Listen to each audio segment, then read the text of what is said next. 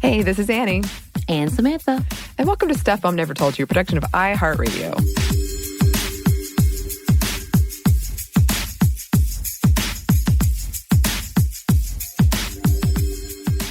Okay, well, today we've decided that it is time for a new edition of updates and just talking about what is happening in the world, what is going down, and all the good, the bad, and unfortunately a lot of ugly.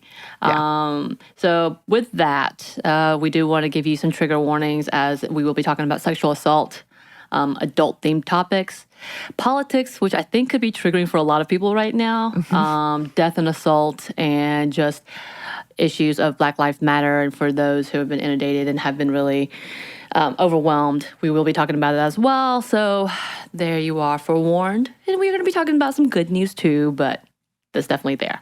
Yes, and also just to put the old stamp on this one, in case you listen to it a bit later, it is May 28th, 2020, as we record this.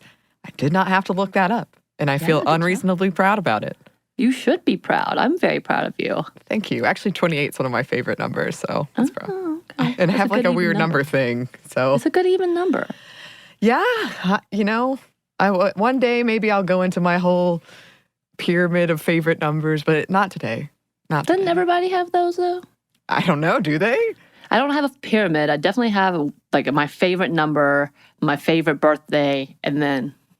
Oh, now I'm curious. We're going to have to talk about this offline because I hope that one of my numbers is one of your numbers. It's going to make me feel like we were definitely meant to be. Okay. My mom gave me this book when I was in middle school, like the true magic of Harry Potter. And it was like, you know, how to read poems, which I can do. I'm sure not very well, but I can do the basics. And then one of them was arithmetic. And I learned that was my favorite part, was doing all that numbers and like laying that out and reading your arithmetic numbers. Ooh. Yeah, maybe one day. Yeah, I can do that. Yes. All this comes from just the date. Anyway, we want to start with something we've mentioned a couple times recently, and that is the situation with the women's national team soccer and equal pay. So the women's national team, WNT, recently, the U.S. Soccer Federation claimed that WNT and MNT, the men's national team, players do not perform equal work requiring equal skill, effort, and responsibility under similar working conditions. And in March, the USSF claimed the overall soccer playing ability required to compete at the senior men's national team level is materially influenced by the level of certain physical attributes such as speed and strength. So this is all happening around, as you all probably know, we mentioned it in one of our previous updates, the women's national team winning the World Cup and chanting equal pay, and there was this huge push to get that. And then you have pushback from the organizations running the women's national team. And on May 1st, a federal judge sided with the federation, the U.S. Soccer Federation, ruling that the women's soccer team had agreed to their terms of payment when signing their contracts. And he also found that the women's team generated more money from 2015 to 2019. And I know what you're thinking. Well, doesn't that seem like they should get paid more? Right. Apparently, it's an argument that they should get paid less, which is very, very interesting.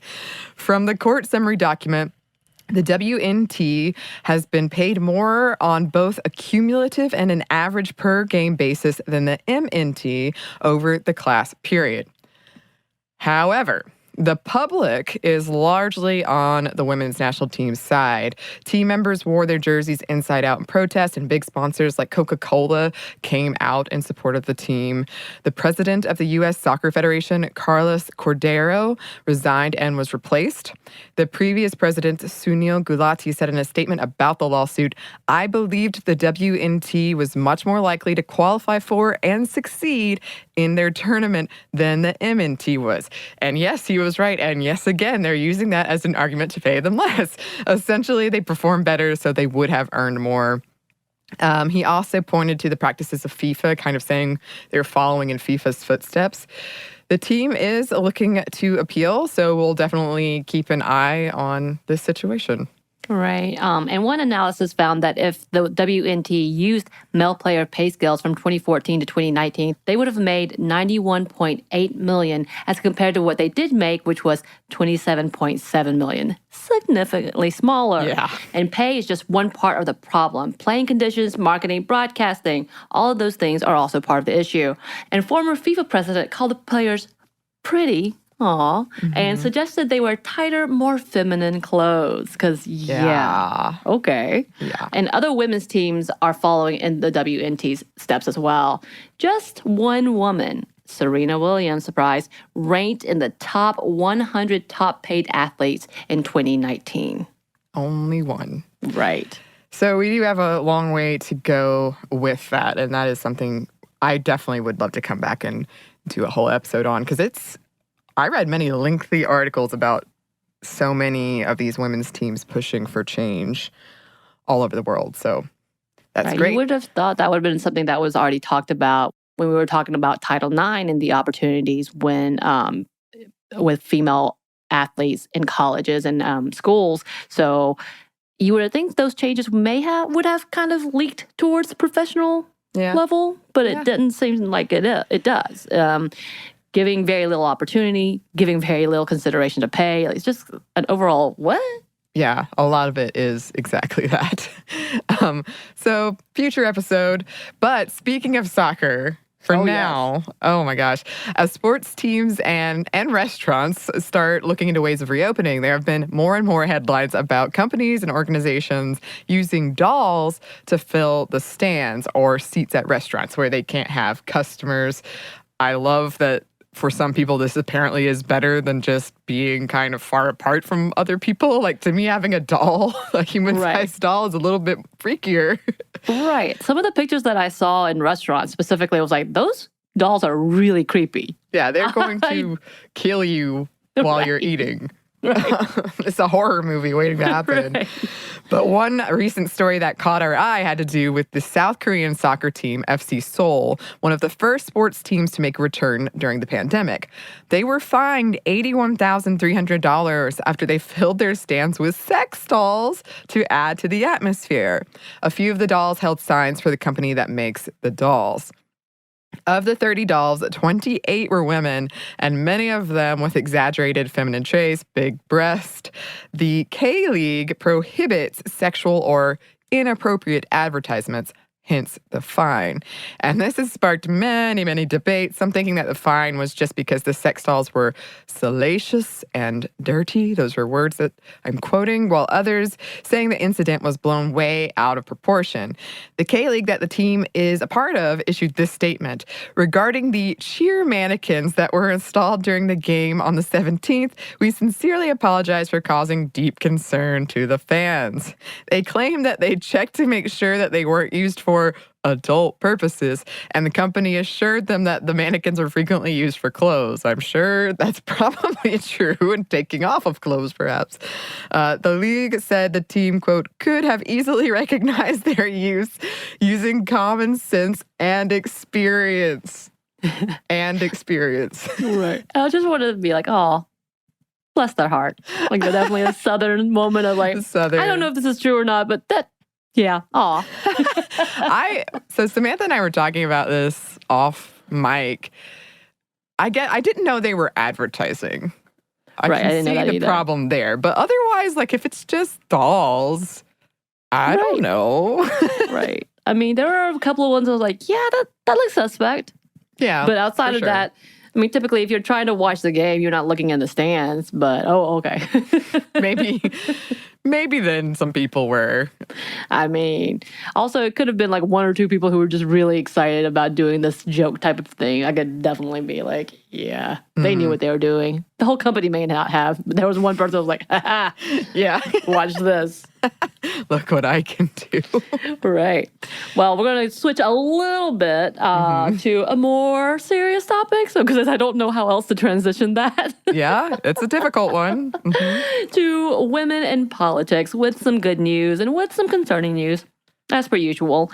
As of this month, 490 women have filed to run for the U.S. House of Representatives, which outdoes last year's record of 476. So, woo! Yeah. It is something to know that this year, 195 of these women are under the Republican Party. So, okay, they've stepped up as well, which jumped from 133 in 2010. So, Wow. yeah, they're building up theirs as well. Mm-hmm. And just so you know, the numbers will likely rise as several states still have open deadlines to file. So we'll see where it goes, and maybe even more women will be jumping on this political train. Yes. With that, there are at least 10 congressional districts that have an all-female ballot, including New Mexico, which could send an all-female delegation to the U.S. House of Representatives and could be made up of all women of color. To note, New Hampshire was the first state to have an all-female congressional delegation in 2013. And while speaking of politics, many people are eagerly waiting to see Joe Biden's pick for the vice president nomination. There seems to be a lot of rumors swirling about who he's thinking of picking, including Amy Klobuchar and Stacey Abrams. But one thing his campaign has stated was certain is that his pick will be female. And of course, right now with everything that's happening in the country, there are also a debate of should it be a woman of color? Where should they come from? Should they be a moderate? So it's definitely really heavy and really watched debate. Yeah, absolutely. And speaking of, as we look at the upcoming presidential election, we can't ignore the issues at hand, especially when it comes to Joe Biden and Tara Reade. So Tara Reade alleges that Joe Biden had sexually assaulted her in 1993 while working for him. And as expected, the amount of scrutiny on that is massive. Everything from education to likability as a tenant has been a part of this conversation.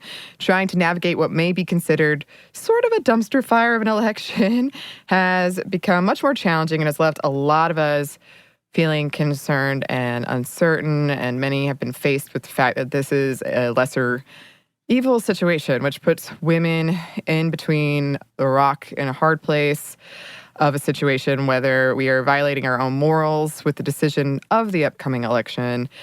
It is definitely a larger episode we need to visit. And yeah, I've seen this argument play out among my friends, and Right. it is so difficult that we're basically being asked as women to either this person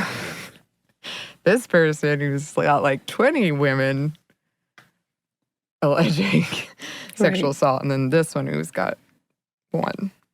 Actually 13, but not necessarily about sexual assault, but like sexual inappropriate behavior. Yeah, unwelcomed, inappropriate touching. So, Yeah. But yeah, absolutely. I think that's a big conversation. And I know I've been round and round and round in my own head in the conversations with people because for me, this was not my choice.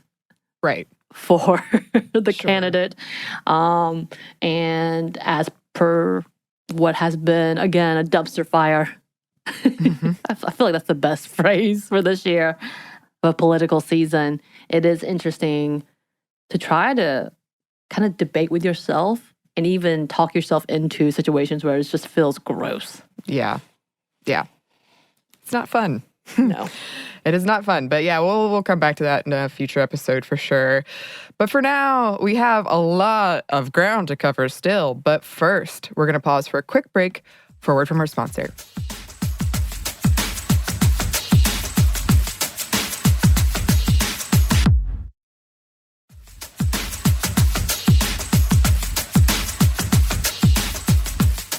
And we're back. Thank you, sponsor. And we're back with some Yeah. those kinds of incidents that make you just go, wow. I did want to put in there. There was several things, but I think this was a good one to mention, just to kind of face the fact that even with the Me Too movement, as many things that have progressed, there's still things that are still yuck. Mm-hmm. That's the best way to put it. And I will say it does have a happier ending than most, but it was something that I wanted to report on, which is about the judge in New Jersey. A judge recently was removed from the bench due to his constant unprofessional, and in this instance that we're going to talk about, especially his last case, and abhorrent behaviors and comments. Judge John Russo Jr., who, by the way, was a Superior Court state judge, as well as apparently his father was a senator, was finally removed after hearings conducted in 2019 and appeals because of an incident in 2016 in which a woman tried to obtain a restraining order due to a man threatening her child, and sexually assaulting her. While appearing in front of Judge Russo to obtain this order, the judge asked her, quote, "Do you know how to stop someone from having intercourse with you?" And when she answered yes, and she suggested something about running away, he then went on to say, "Close your legs? Question mark. Call the police? Did you do any of these things?" After these proceedings, which I'm sure everybody was shocked, and this was reported, he ended up denying her request for the restraining order and continued to mock her after the trial and her job as a part of knowing how to prevent sexual assault, because in one article it says she was a sex worker and because of that should know how to prevent sexual assault, and he didn't realize he was still might and that it was being recorded at that point. That's so gross. Of course, during his hearings, he tried to justify it as a mistake, saying he was trying to get her to give more information. Though it has taken quite some time, and though he was already dismissed from another courtroom for harassing a Haitian employee before this incident, he has finally been removed and will not be allowed in the courtroom. So a little bit of a good news there. Well, it took a few years, but hey. It took a few years, but hey. All right. And kind of continue on. Let's talk about problematic incidents that have occurred in almost this week alone, maybe last week. It's been a really rough few weeks. I guess that's the constant phrase, I feel like.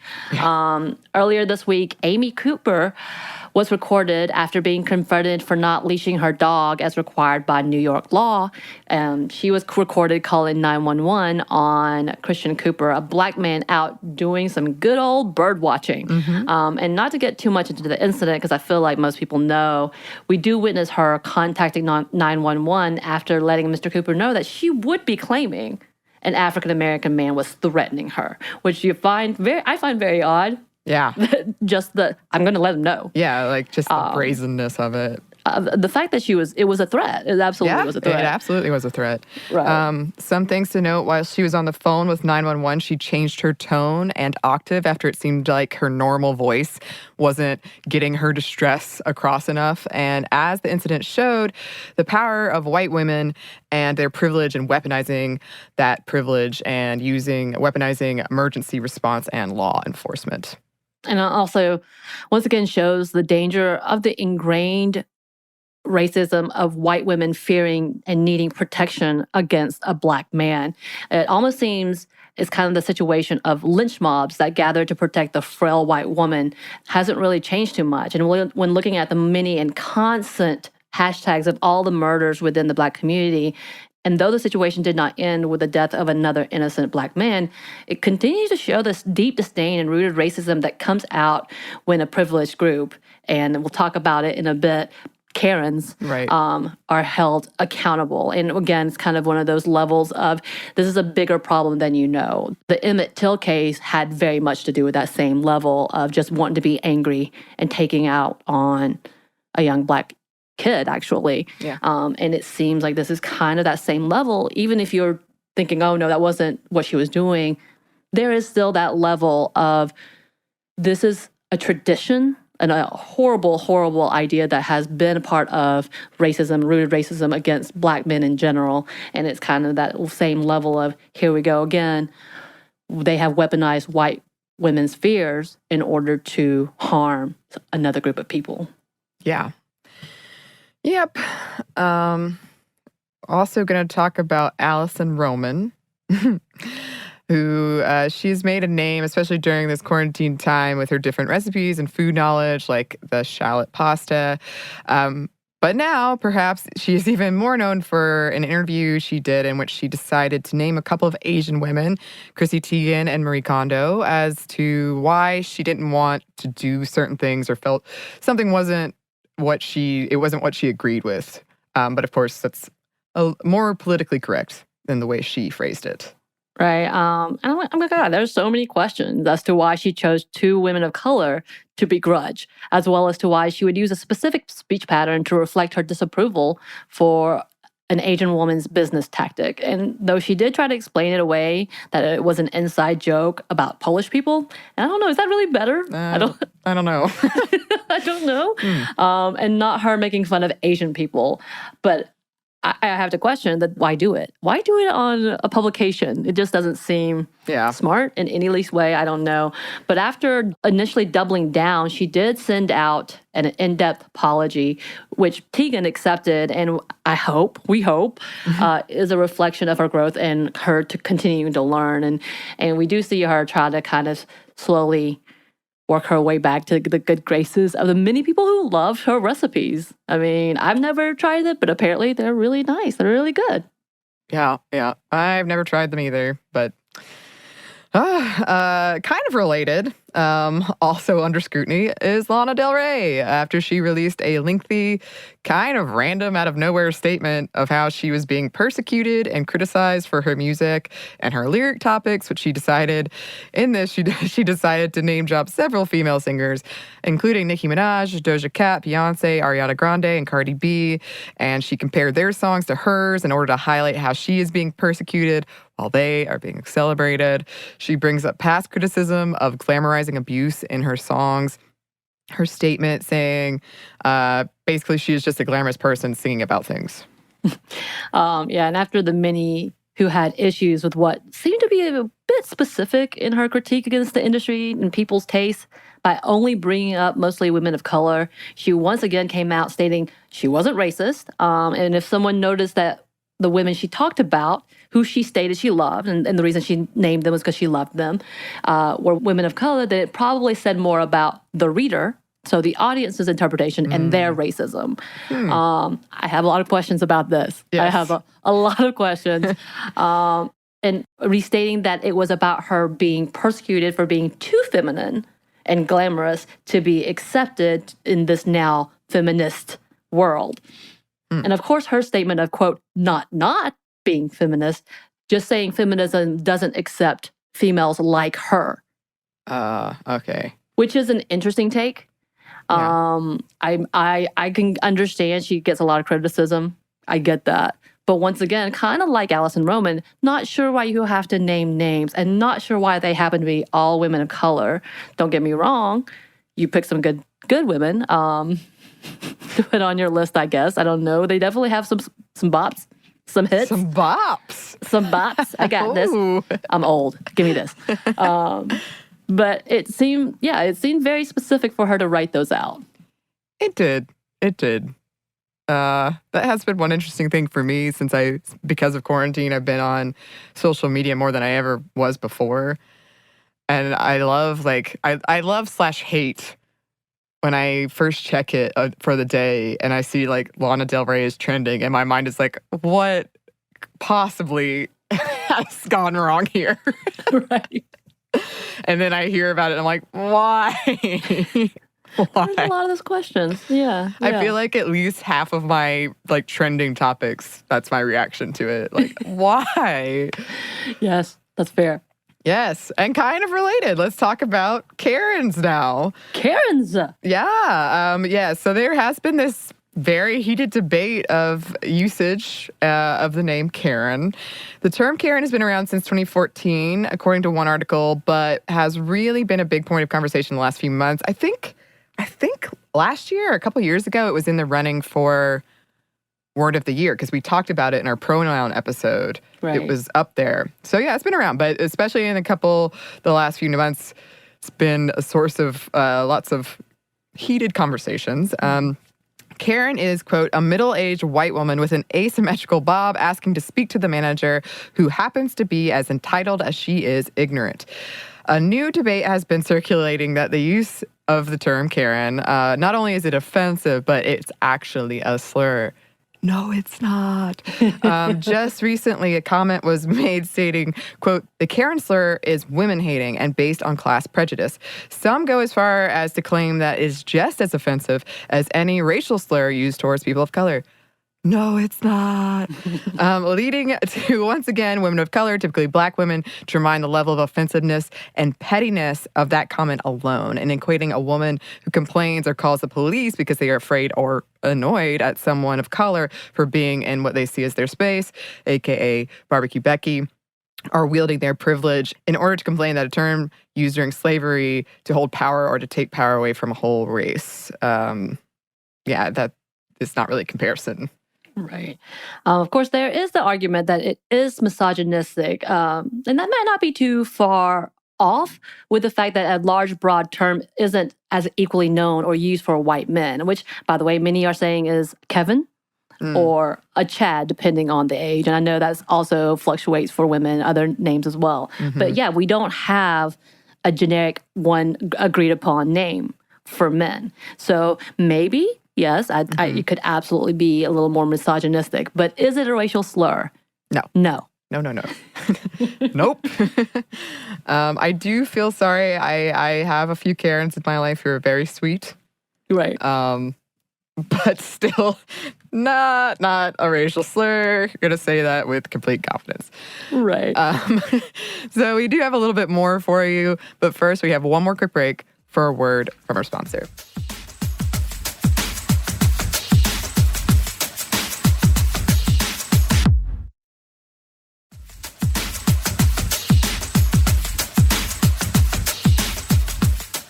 And we're back. Thank you, sponsor.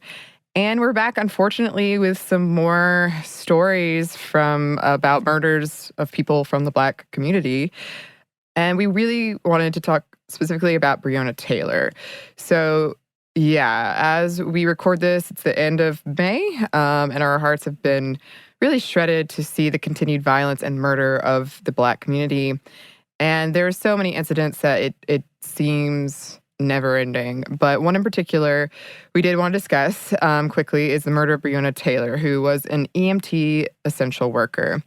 Biona and her boyfriend were home on the couch on March 13th when police with a no-knock warrant came into the home and, after exchanging gunfire, shot and killed Biona Taylor.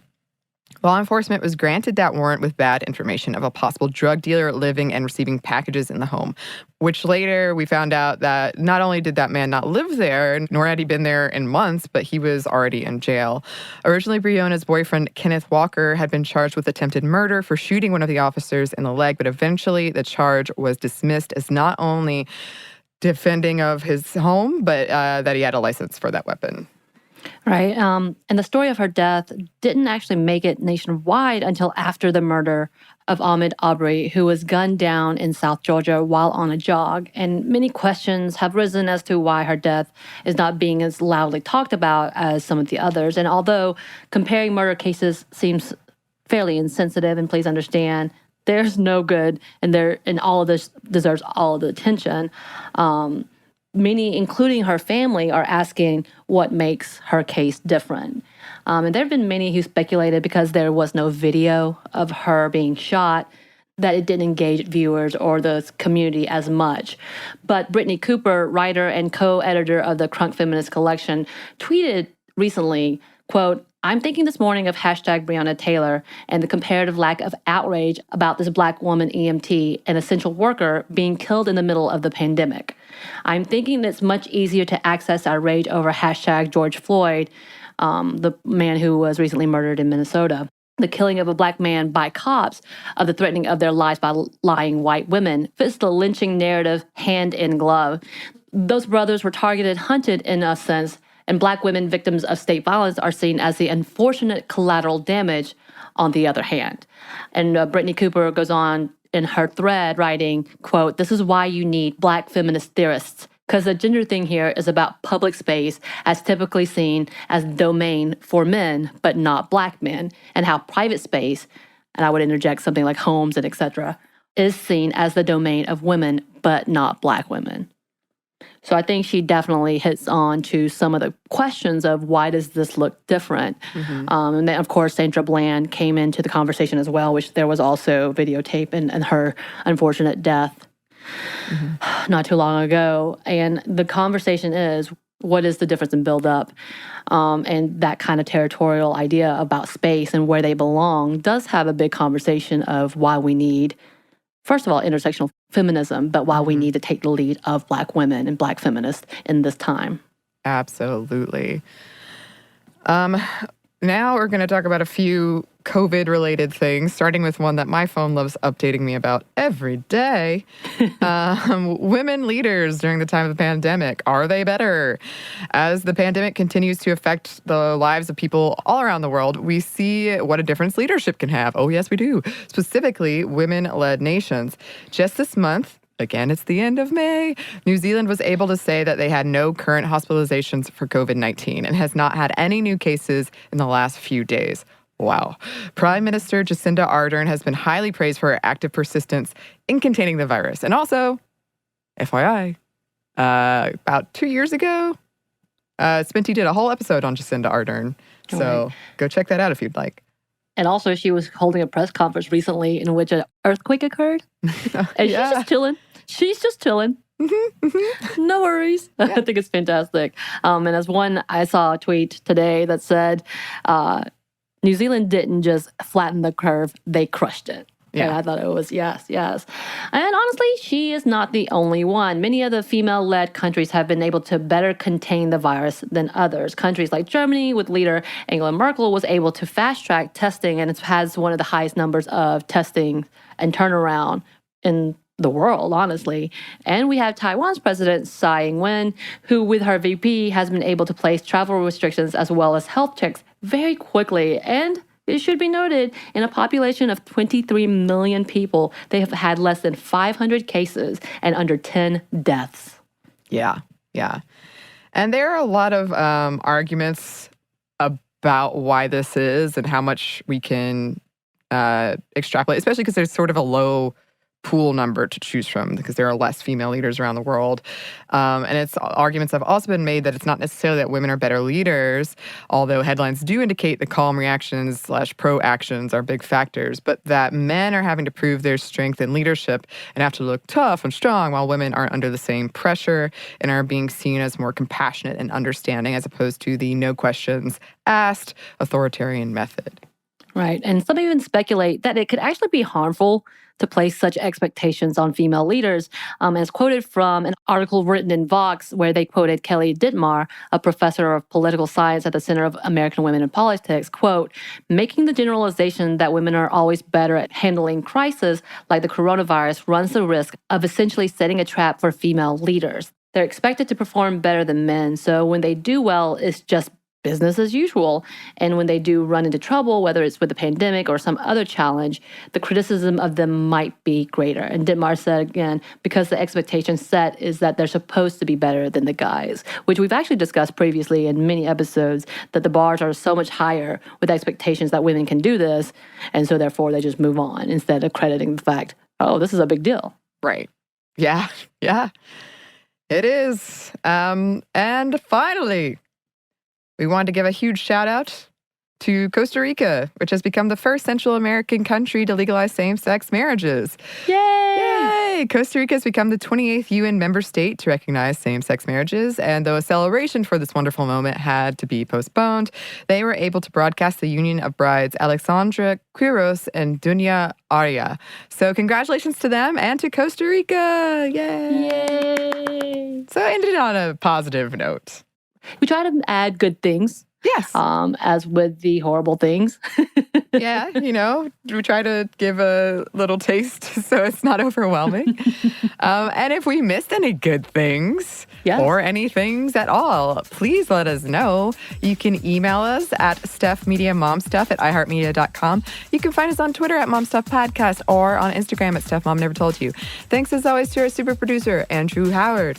Thanks, Andrew. And thanks to you for listening. Stuff Mom Never Told You is a production of iHeartRadio. For more podcasts from iHeartRadio, visit the iHeartRadio app, Apple Podcasts, or wherever you listen to your favorite shows.